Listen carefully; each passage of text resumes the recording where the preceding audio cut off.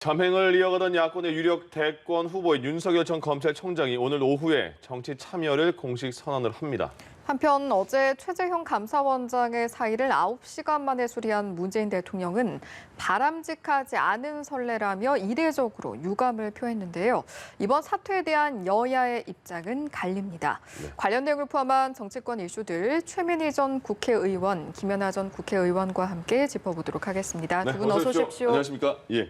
오늘 오후 1시에 드디어 윤석열 전 총장이 언론에서는 대선 출마 선언이다 이렇게 말을 하는데 본인 캠프에서는 정치 참여 선언이라는 표현을 썼습니다. 이제 직접적으로 무대에 올라오는 거잖아요. 그래서 어떤 메시지를 처음에 난 이런 이유 때문에 정치 참여할 것이다라는 메시지를 나올 것 같은데 어떻게 예상하세요? 뭐 그동안에 얘기했듯이 뭐 헌법 정신, 자유민주주의, 네. 애국 뭐 이런 얘기 하시겠죠. 그리고 검찰에 관련된 얘기 할지도 모르겠습니다. 네. 그런데 그런 모든 것이 본인을 부정하는 발언이 되고 그게 본인에게 반사될 내용일 거다 이렇게 생각합니다. 예. 저는 최근에 윤석열 전 총장의 행보에서 깜짝 놀랐어요. 이제 오늘 이후로는 후보로 불릴 수 있길 바랍니다. 그런데 그 검찰 인사가 난 이후에 윤 전 총장께서 검사들한테 전화를 해서 예. 인사에 뭐 어떻게 하지 말고 버텨라 이런 메시지를 했다는 보도가 나왔잖아요. 그걸 보고 어떻게 저렇게 할 수가 있지? 거꾸로 한번 생각해 보세요. 이재명 지사가 검찰 인사가 끝난 다음 자신들과 친한 검사가 없겠지만 있다고 가정하고 전화를 해서 검찰 인사가 잘 됐다 혹은 못 됐다 운운했다면 대한민국이 지금 어떻게 됐겠습니까? 언론이. 저는 그 얘기는 무슨 뜻이지? 우선 첫째는 검찰 내에 윤석열 라인이 있다는 것을 확실히 스스로 증명하시는 거고, 그리고 두 번째는 이제 대선 출마 선언을 하는 정치인이잖아요. 예.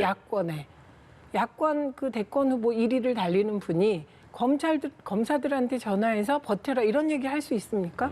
그 행보야말로 정치적 중립성, 검찰 독립성에 위배되는 것이거든요. 예. 그래서 오늘 하는 선언 모두가 본인을 부정하는 것이 될 것이다, 결과적으로. 예. 이렇게 생각하고 언론도 이런 부분은 따끔하게 지적을 해야 될 것 같습니다. 그래야 앞으로 더 큰 실수가 나오지 않을 것 같아요. 네. 앞으로 검증대에 올랐으니까 오늘 15분 동안 정치 참여 선언을 하고 나머지 40분간은 기자들과 질의응답을 한다고 했잖아요. 그 중에서 이런 질문이 나올지 모르겠으나 어떤 메시지가 나올 것으로 예상이 되면 어떤 메시지가 오늘은 나와야 된다고 보십니까? 어떤 메시지가 나올 거냐라는 것을 그 초안을 본 네. 몇몇 분들이 이제 기자들을 통해서 전해 오는 얘기를 들어보니까 네. 평상시 본인의 소신을 얘기할 거다. 왜 정치를 하게 됐는지. 네. 특히 이제 검찰총장의 사의를 표명하면서 대한민국을 지탱해 왔던 모든 것들이 지금 무너지고 있다라고 얘기를 했습니다. 네. 저는 그런 구체적인 사례라든가 또 그것을 바탕으로 해서 왜 본인이 정치까지 하게 되었는지를 좀 설명하고 국민들에게 설득하는 과정이라고 보여지고요. 예. 그동안에 이제 전원 정치라는 표현을 썼었죠. 예. 의외로 본인이 아주 직설적인 발언을 국회에서도 많이 하셨던 분이 네. 그동안은 좀 윤석열 전 총장답지 않은 저는 행보를 보였다고 생각을 하고 있고요. 여러 가지 고민이 있었을 거라고 생각이 됩니다. 특히 이제 오늘 그 선언문을 작성하는데도 며칠 동안 이제 칩거하면서 나름대로 본인의 생각을 정리하셨다고 하는데요. 네. 제가 이제 오늘 조금 그 행사를 앞두고 이제 몇 가지 좀 소개되고 있는 것들이 있더라고요. 네. 일단 공식 SNS 계정을 시작을 하셨더라고요. 페이스북 열었더라고요. 그래서 예. 페이스북 이제 처음 하신다고 네. 하는데 그동안 어떤 그 검사의 좀 근엄한 모습보다는 그 대문 사진도 프로필 사진도 강아지하고 있고 또 뭐 애처가라는 호칭도 불리시고 또 반려동물의 뭐 집사다. 주량 소주 한두 병 뭐 네, 뭐 이렇게. 이런 식으로 적으셔서 굉장히 이제 말하면 이제 캐주얼한 모습을 보이고 있는데요. 저는 그동안 우리가 보았던 검사 윤석열의 모습 외에 인간 윤석열의 모습도 보여주겠다라고 하는 의지를 담고 있다고 보고 있고 네. 오늘 연설문 안에 그런 것들이 어느 정도 구성 비율을 갖고 뭐 배치가 될지는 좀 기대를 해봐야 되겠습니다만 예. 이제 본격적으로 본인을 국민들에게 알리는 어떤 첫 걸음이 될 거라고 생각합니다. 지금 이제 40분 정도는 기자들과 정말 질의응답을 한다고 했어요. 그러면 각본이 없는 거잖아요. 거기서는 그러면 최근에 엑스파일 문제도 있었고 어떤 질문이 나와야 된다고 보십니까? 그리고 어떤 해명이 있어야 된다고 보세요? 그러니까 우선 X파일을 그대로 통으로 X파일에 대해서 어떻게 생각하냐 이런 질문을 하는 기자는 기자가 아닙니다. X파일 적어도 그 열린 공감 TV에서 X파일의 내용 대부분이 다 공개되어 있습니다. 예. 그럼 열린 공감 TV는 1인 미디어긴 하지만 유튜브 미디어긴 하지만 공개된 것이잖아요. 그러니까 그 공개된 내용들 하나하나로 구체적으로 핵심을 질문해야 됩니다. 네. 예를 들면 저 같으면 최근에 검사들한테 전화했다 사실이냐? 이 보도가 사실이냐? 그럼 사실이 아니다라고 할 수 있죠. 그럼 그 질문은 없어지는 거죠. 그럼 언론에 그 잘못된 보도에 대해서 어떻게 할 거냐? 이 정도로 끝나는 거예요. 네. 근데 만약에 최근에 검사들에게 전한 게 사실이라면 이게 야권 대권 후보 1위를 달리는 분이 검사들에게 전화한 거 이거는 검찰 독립성과 중립성 위반한 거 아니냐 이런 질문이 필요한 거고요. 예. X파일에 대해서도 이게 김진태 전 의원께서 이미 청문회 때 주장해 하셨던 내용들이 있습니다. 그중에 하나가 아내 학력에 관한 거예요. 네. 그 구체적으로 질문을 해야죠. 그때 서울대 경영대학원 석사 뭐 이런 답을 했는데 그거 사실이냐? 뭐 이런 정말 그 핵심이 될 만한 내용들 얘기해야 되고요. 예. 장모의 사문서 위조건, 사문서 위조냐 아니냐 이게 법적 처벌과는 상관없어요. 왜냐하면 사문서 위조를 안 했으면 아무것도 아니고 했다면 그건 뭐 형량이야 판사가 결정하는 거기 때문에 그러나 사문서를 위조한 사실이 있느냐 없느냐 예. 이렇게 구체적으로 물어야지. 저는 이제 오늘 보시면 뭉뚱그려서 X파일에 대해서 어떻게 생각하냐 이런 질문을 하는 기자는 이제 정말 자격이 없다 이 말씀 드리고 싶습니다. 이 질문 중에 몇 가지가 더 나올 수 있을지 모르겠지만요. 그 오늘 매헌 윤봉길 의사 기념관에서 열리는데 거기에 국민의힘의 정진석, 권성동 의원 등도 가서 응원을 해준다고 하잖아요. 40분 정도의 질의응답이면 그렇게 막 짧지 않은 시간인 것 같은데 여기서 어떤 거를 저희가 알 수가 있을까요? 글쎄요, 뭐 기자들이 어떤 것을 궁금해하느냐라는 것을 이제 저희가 다 파악할 수는 없지만 네. 저는 뭐 기자들은 최근에 거론이 되고 있는 여러 가지 이슈들에 대해서 질문을 할 거라고 생각합니다. 예. 근데 이제 사실은 우리가 우문현답이라고 얘기하고 어떻게 묻느냐보다도 중요하지만 그 질문에 어떻게 대답하느냐 굉장히 중요하다고 생각하는데요. 네. 글쎄요, 뭐 저는 윤석열 전 총장이 다른 사람을 시켜서 대답하는 방식은 여태까지는 별로 그렇게 제 개인적인 취향에도 맞지 않았고 또 그동안에 보였던 모습하고도 좀 일치하지 않아서 네. 저는 좀 낯설었습니다. 제가 오늘 기대하는 것은 본인이 그냥 하던 방식으로 하시는 게 제일 좋을 거라고 생각하고 예.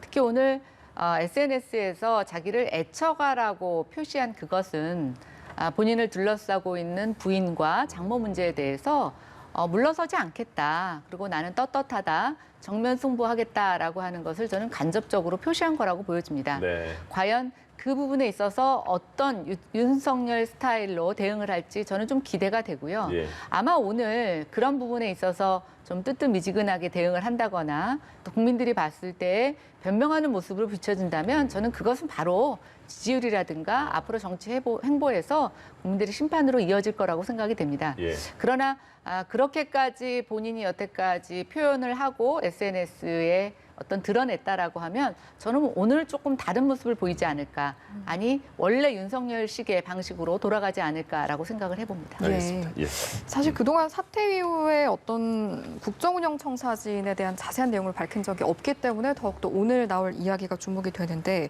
그래서 이제 일각에서는 오늘을 기점으로 좀 실제적인 평가가 이루어져야 한다라는 의견도 있어요. 여기에 대해서는 어떤 의견이십니까? 아무것도 안 한 건 아니고 서울대 반도체 연구소도 가고 뭐 외교 전문가도 만나고 했습니다. 과연 대통령이 그렇게 속성으로 한번 이제 반도체 관련된 곳을 방문하면 반도체 전문가가 되냐 이건 아니니까요. 그리고 윤석열 전 총장이 보여준 건 지금까지는 검사로서의 모습, 검찰총장으로서의 모습이죠. 근데 본인이 애처가라고 얘기한다고 그 아내와 장모의 범죄 의혹이 없어지는 거 아니에요. 그냥 예쁜 사랑 하시면 돼요. 그 사랑은. 그래서 국민이 예쁜 사랑 하시겠다는데 그걸 뭐라고 할 수는 없습니다. 예. 그러나 다만 강직한 검사라면 부인과 장모에 대해서 지금 가해지고 있는 범죄 혐의 내용에 대해서 명확한 입장을 밝혀야겠죠. 뭉뚱그리면 안 되지 않겠습니까? 예. 그리고 국정 철학과 관련해서는 이게 한 사람의 지도자가 성장하는 과정이 그렇게 험난한 과정이잖아요. 왕관의 무게를 견뎌야 하고. 근데 지금까지 사실 검사라는 테두리를 잘 벗어나 보지 않은 분이잖아요. 그 대한민국 검사는 어마어마한 기득권입니다. 그래서 어저께 그 한 장면이 나왔는데 부장검사 한 명을 경찰이 압색했어요. 뇌물수수 혐의로. 이게 뭐 엄청나게 화제가 됩니다. 최초라면서요? 네, 그런데 청와대도 압수수색하고 국회도 압수수색하고 판사들도 압수수색 다 했어요. 근데 검사에 대한 압수수색 제대로 못했다는 얘기이지 않습니까? 그래서 그런 검사라는 울타리 속에서 어떻게 보면 엘리트, 검사 엘리트의 길, 그것도 뭐 아주 특수부 걸어왔으니까 그런 보호막이 없어진 정치인으로서 어떻게 될지는 이제 지금부터가 시작이라고 생각하고 예. 국정 철학이야 뭐 그냥 문재인 대통령께 그 검찰총장으로 임명받고 대통령께서 문재인 정부의 검찰총장이다라고까지 하시면서 지켜주려고 했는데 박차고 나가신 분이잖아요.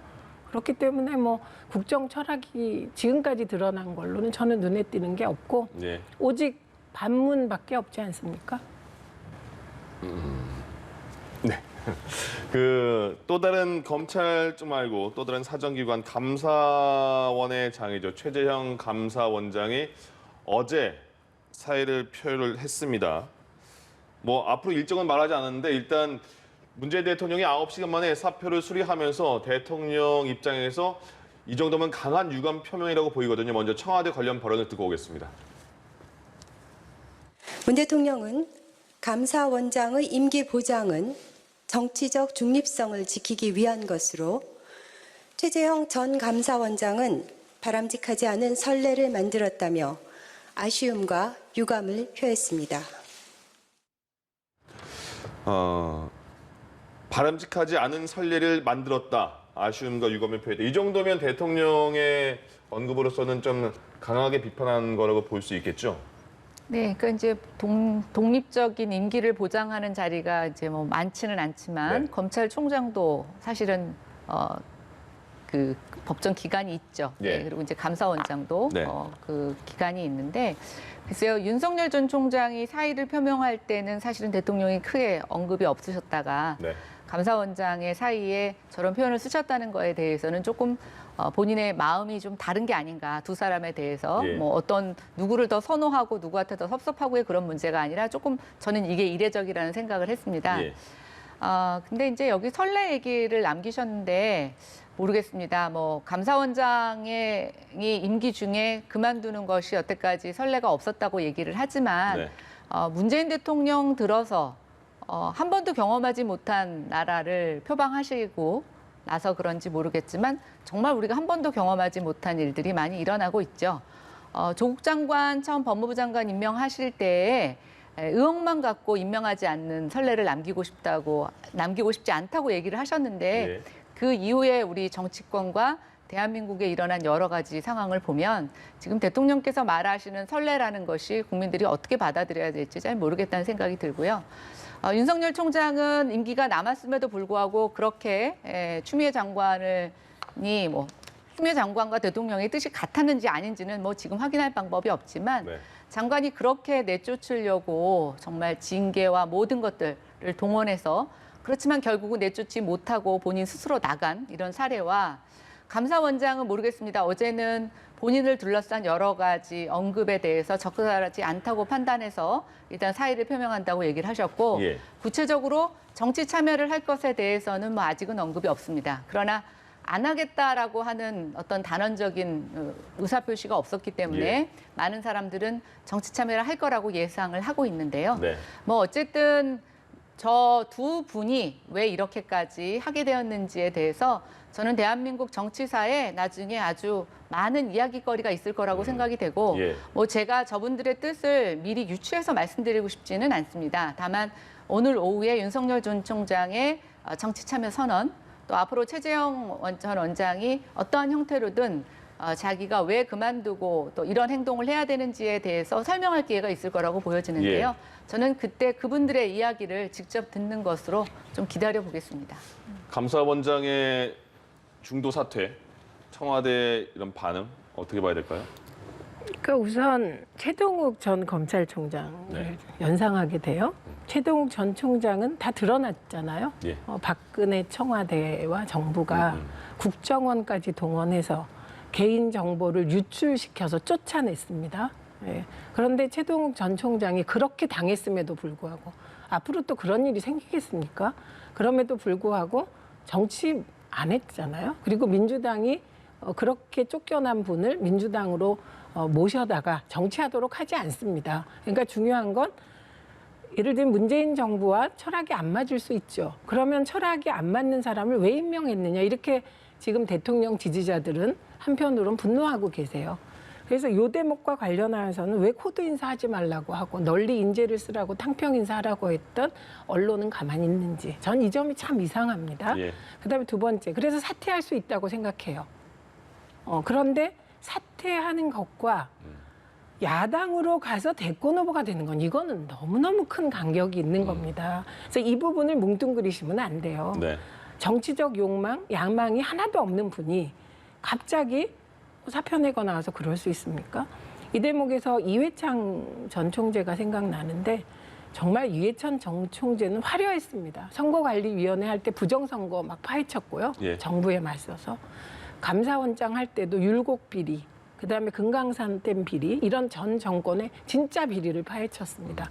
그러니까 뭐 정파적으로 논쟁이 되는 사안 파헤친 거 아니에요. 국무총리 됐을 때도 허수아비 되고 싶지 않다고 나오셔서 곧바로 정치하시지 않았어요. 변호사 하다가 국회의원부터 시작을 하죠. 그런데 최재형 원장의 경우는 뭐라고 얘기를 해도 모멘텀이 없는 겁니다. 예를 들면 최재형 감사원장에 대해서 대통령께서 보호하려고 했지. 그리고 그 중립성, 감사원의 중립성을 존중했지. 이게 대통령께서 뭐 모멘텀을 준 게 없는 거예요. 지금도 그 차이는 뭐냐면 윤석열 전 총장의 경우는 계속 갈등이 있었고 네. 이분이 국회 나와서도 정말 모욕적인 언사도 많이 했습니다. 근데 대통령께서 참으신 거거든요. 검찰 독립성, 중립성을 위하여. 그래서 너무 길게 끈 사안이라 그리고 문재인 정부의 검찰총장이다 왜 무슨 말을 하시겠습니까?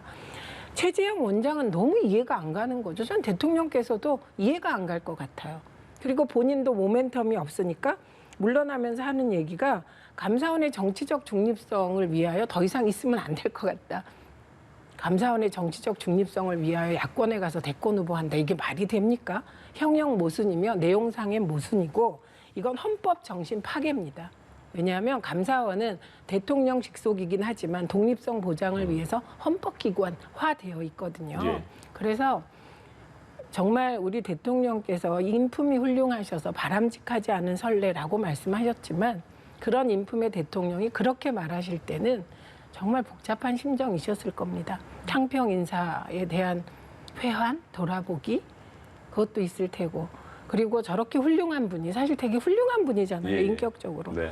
그 훌륭한 분이 저렇게 가시나 하는 소외도 있으실 테고 또 하나는 대통령 스타일상 저런 분이 정치권에서 망가지지 않을까 이런 우려까지 복합적일 것 같아요. 왜냐하면 대통령께서 정치하면서 너무 많이 진짜 풍파 속에서 대통령 되셨거든요. 그래서 저는 감사원장께서 가지 않을 길은 안 가시는 게 그리고 감사원을 사랑하는 분이 감사원의 정치적 중립성을 훼손한 원장으로 기억되지 않기를 바랍니다. 예. 관련해서 여야의 입장도 확연히 갈리고 있는데 일단 여야 반응 들어보고 다시 돌아오겠습니다. 김호수 전 법무부 차관을 정치적 편향이라고 감사원을 거절했던 분이 본인이 감사원장을 그만두고 야권 대선 후보로 나온다는 것은 너무나 말이 맞지 않는 내로남불이 아니냐 이렇게 생각이 듭니다. 다만 정치라는 어떤 국가를 위한 또 다른 봉사의 길은 고독한 개인의 결단을 필요로 하는 것이기 때문에 저희가 푸시하지도 그리고 풀하지도 않는 그런 어떤 상황으로 보시면 될 것 같습니다. 네, 들으신 내용을 포함해서 여당에서는 내로남불이다, 헌법을 모욕한 쿠데타 이런 격한 반응이 있었고 또 국민의힘에서는 공존할 수 있을 것이다 기대감을 보이기도 해서 이런 여야 입장 차이는 좀 어떻게 바라보십니까? 저는 일단 이분들에게 정치적 중립성, 헌법의 독립성이라는 게 어떤 의미를 가질까 한번 생각해 봅니다. 네. 지금 국회 과반이 3분의 2가 사실은 여당입니다. 예. 저는 두 분이 정치적 중립성을 낀다고 하더라도 여당의 입장에서 볼 때는 야당 편을 든다고 생각할 겁니다. 그렇지 않습니까? 예, 그런데 이 두 분에 대해서 현 정권에 조금만 비판하고 어떤 뭐 원전 같은 경우 감사에 대해서 그 내용을 지적했을 때 지금 과연 정부가 이분들을 그 독립성과 또 중립성을 지킬 수 있게끔 해줬는가? 저는 아니라고 생각합니다. 아마 본인들이 다수를 점하고 있으니까 그것을 차마 못 느낄 수는 있는데요. 저는 결코 그렇지 않았다고 보고 있고 예. 이 두 분들이 야당 성향을 띄어서가 아니라 그 안에서 본인들이 생각하고 있는 헌법 정신 또 중립성, 독립성에 굉장히 괴로웠을 거라고 생각이 되고요. 예. 두 번째는 아직 두 분 다 국민의힘에 입당을 한 것도 아니고 국민의힘의 대권 후보로 나오겠다고 공식으로 말한 적이 없습니다. 네. 그런데 여당의 공격이 참 예사롭지 않죠. 굉장히 날서고 이미 국민의힘 후보로 대선 출마를 한 것처럼 대하고 있습니다. 저는 이런 생각이 듭니다. 뭐가 그렇게 두려울까? 예. 뭐가 그렇게 이분들에게 있어서 신경이 쓰일까? 정확한 내용은 모르겠습니다. 그러나 저는 이분들의 어떤 적절치 못한 부분에 대해서는 국민이 평가할 겁니다. 그리고 예. 앞으로 행보를 해 나가면서 그것이 드러나겠죠. 그러나 첫 발도 떼기 전에 지금 여당이 보이고 있는 이 날선 공격을 보면서 저는 또 다른 의구심이 생긴다는 말씀을 좀 드리고 싶습니다. 예. 지금 바로 선고 소식이 들어왔습니다. 직원 성추행 혐의를 받고 있는 오거돈 전 부산시장에게 1심이죠. 징역 3년이 선고가 됐습니다. 부산시장에 재임했을 때 직원을 강제 추행한 혐의를 받고 있는 오거돈 전 시장. 지금 바로 선고 결과가 나왔는데 징역 3년 선고됐다는 내용입니다. 예. 그 여야 입장은 당연히 갈릴 수밖에 없는 상황이고요. 궁금한 게 그러면 뭐 각자의 판단은 있겠지만 최재형 감사원장은 왜 중간에 그만두고 아직 선언 안 했지만 대권을 나오려고 하는가? 이유가 뭘까요? 그러니까 이게 저는 최재형 원장이 감사원장에 임명되는 순간부터 네. 내가 대통령 나가야지 이러셨을 거라고 생각하지 않아요. 예. 근데 정치인이라는 게 지금 야당 쪽에서 나온 고독한 결단이란 말 정말 그런 말씀 하시면 안 돼요. 눈 가리고 아웅하면 안 됩니다, 정치를. 누군가 옆에서 얘기를 하면서 나오게 만드는 거예요. 그래서 일단 호랑이 등에 올라타면 그 이후로는 걷잡을 수 없는 겁니다. 국민의힘에 들어가지 않는다고 말했다? 들어간다고 말하지 않았다? 눈 가리고 아웅하면 진짜 안 돼요. 오늘 윤석열 이제 후보, 곧 후보, 네. 그 출정식에 정진석, 권성동 의원 등 국민의힘 의원 20명이 참석할 것이다. 이렇게 나오잖아요. 예. 그리고 언론에서도 줄곧 야권 후보라고 얘기해요. 그 야권이 어디 있습니까? 무소속하실 건가요? 지금 계속 국민의힘에 언제 입당하냐가 이렇게 얘기가 되는데 국민의힘이 안 들어갔으니까 야당 후보가 아니다? 야권 후보가 아니다? 이거는 눈 가리고 아웅이고요. 그러나 확실한 것은 윤석열 전 총장이 이제 대권 출마 선언이에요, 오늘. 이걸 무슨 정치 참여 서면이라고 또 네. 그렇게 합니까? 그렇게 국민을 우습게 보시면 안 되고 그가 했던 살아있는 권력을 향했다던 모든 수사 예. 그리고 조국 전 장관이 사모펀드로 대권 문은하면서 그 주변에서 많은 얘기가 있었잖아요. 사모펀드는 무죄 났어요. 그렇기 때문에 그런 모든 수사는 본인의 대권욕을 실현하기 위한 예. 그리고 야당 대권 후보가 되기 위한 정치적 편파 수사 논란 결과적으로 크게 불러일으킬 거고요. 그리고 두 번째는 최재형 원장 역시 마찬가지입니다. 일부 언론 보도에 따르면 하나님의 계시에 의해서 월성원전 감사했다는 보도가 나왔는데 그분이 했던 모든 그 정권과 관련한 감사는 대권욕 실현을 위한 밑밥이었다라는 결과적인 논란을 불러일으킬 수밖에 없습니다. 그래서 두 분 다 예. 가지 않아야 될 길을 가면 그건 반드시 후폭풍이 있죠. 알겠습니다. 오늘 뭐 1시에 정치 참여 선언하는 윤석열 전 총장 그리고 최재형 감사원장은 아직까지 정치 참여에 언급은 없었으니까 조금 더 기다려봐야 될 것 같습니다. 민주당의 대선 상황 보면요. 이게 11일 날 컷오프 되면서 6명이 추려지는 거잖아요. 네. 근데 그 전에 7월 5일 컷오프 되기 전인데 정세균 전 총리, 이광재 의원 7월 5일까지 단일화할 것이다. 이렇게 미리 말을 했어요. 이거는 왜 그랬을까요? 어떤 효과가 있을까요? 이제 컷오프되는 후보가 2명으로 줄었다 이런 얘기가 되는 거죠. 그건 그렇죠. 예, 어차피 예. 둘 중에 한 분이 이제 그만두신다는 뜻이거든요. 네. 이제 단일화의 효과가 뭐 의도대로 높아지길 기대합니다. 그리고 만약에 두 분 다 1, 2위를 다투고 있다면 단일화 하겠습니까? 끝까지 경쟁에 참여하지 않겠습니까? 그리고 저렇게 후보들이 어떻게든 살아남기 위하여 단일화 등 여러 가지 방식으로 본인의 몸값을 높이는 것, 예. 이건 지극히 당연한 일이죠. 그리고 효과는 지켜봐야 될 일이라고 봅니다. 지금 국민의힘 같은 경우에는 이준석 대표 되면서 그 흥행도 굉장히 많이 있었고요. 지금까지 이슈가 많이 생기고 있잖아요. 지금 민주당의 경선 과정 보면 어떤 느낌이 드십니까? 글쎄요, 민주당의 경선 방식에 비해서 국민의힘의 경선 방식이 훨씬 더 좀 새롭고 신선하다는 생각, 또 그렇게 평가받고 있어서 저희는 다행이라고 생각합니다. 네. 원래 여당이 좀 혁신적이기가 어렵습니다. 여당은 지키기에 급급하죠. 또 그게 여당의 속성이기도 하고요.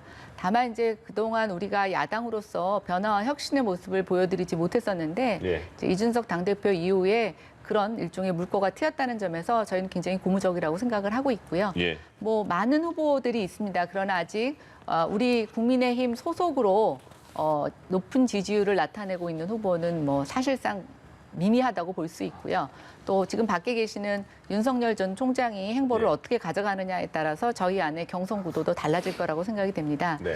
그런데 뭐 이거 하나는 분명한 것 같습니다. 국민들은 분명히 변화를 요구하고 있고요. 특히 집권 여당이 촛불 민심이라는 것을 등에 업고 예. 집권한 이후에 정말 그 촛불 민심을 보여주었나라는 것에 충분히 반성하지 못하고 있다고 국민들은 생각합니다. 그러나 지금 자영업자들 너무 경기 어렵고 또 코로나 상황으로 인해서 우리가 국민들이 어떤 뜻을 펼쳐주고 정부에 보여줄 수 있는 기회가 없었죠. 예. 그런 속에서 집권 여당이 국민들의 진짜 바닥 민심을 모르고 있다. 저는 그렇게 생각이 되고요. 예. 이번 대선 과정에서 그것이 드러날 거라고 생각이 됩니다. 제가 잠깐만요. 네네. 저는 늘 국회에 대해서 혼자 걱정을 합니다. 국회의원들이 코로나19 국민들이 어려운 상황에서 월급을 50%만 받아갔다면 어떻게 됐을까요? 당장의 지역구 운영도 어려워졌을 테고 그리고 살기도 힘들어졌을 겁니다. 그러면 정말로 민심을 이해했을 거예요. 근데 국회의원들 월급 받을 거 다 받고 후원에 들어올 거 다 들어오고 저는 요즘 가장 이상한 그 국회의원이 후원금 찾다고 얘기하는 사람이에요. 어떻게 이 시기에 후원금 찾다는 걸 광고합니까? 그래서 이거는 국회가 좀 더 낮아져야 된다 이런 생각을 늘 합니다. 네. 그래서 비례대표는 왜 후원회가 필요한지 모르겠어요. 저는. 예, 그래서 국회가 늘 국회의원들이 코로나19가 와도 무슨 일이 일어나도 지진이 일어나도 먹고 사는데 지장이 없기 때문에 민심을 모르는 건 여야 다 마찬가지일 거다 이런 예. 생각이 들고요. 제가 한마디 드릴 말씀이 네. 있어서 이게 언론이 평가를 안 해서 그렇지 사실 올 한 지난해 가을까지만 해도 이낙연 대표가 대세론이었습니다. 이제 부동의 1위였죠. 예. 예. 그리고 그때 이재명 지사는 존재감이 없었어요. 그런데 그 여당 내 비주류 중에 비주류. 그것도 정말 주변에 국회의원도 한두 명밖에 없는 이재명 지사가 어느 날 갑자기 1위를 했단 말입니다. 이게 보통의 경우라면 조명받아야 될 일이에요. 그리고 지금 야당이 아마도 신경 쓰이는 건 이재명 후보의 존재인데 이분이 친문입니까? 친노입니까? 기득권입니까? 국회의원 한 번 했습니까? 이런 그 이재명 현상에 대해서 평가가 게으른 건 저는 언론이 직무유기를 하고 있다고 생각하고 이재명 지사 자체가 변화와 혁신이기 때문에 예. 사실은 여당 입장에서는 주류도 아니고 비주류고 여당 내 야당 같기도 하고 그리고 본인 스스로 성장, 공정 뭐 이런 키워드를 이미 선점했어요. 평등, 양극화 해소까지. 그래서 이분 자체가 변화와 혁신이다. 예. 그래서 뭐 이재명 지사가 지금 1위를 달리고 있으니까 이게 여당 경선이 흥미롭지 않다. 이거 하나도 중요하지 않다. 국민들은 오히려 기본소득으로 논쟁이 붙으면 붙을수록 그건 아마 민주당 프레임, 이재명 프레임으로 가게 될 거라고 봅니다. 그분이 변화와 혁신이에요. 알겠습니다. 네, 여기까지 듣겠습니다. 두 분 오늘 말씀 고맙습니다. 예.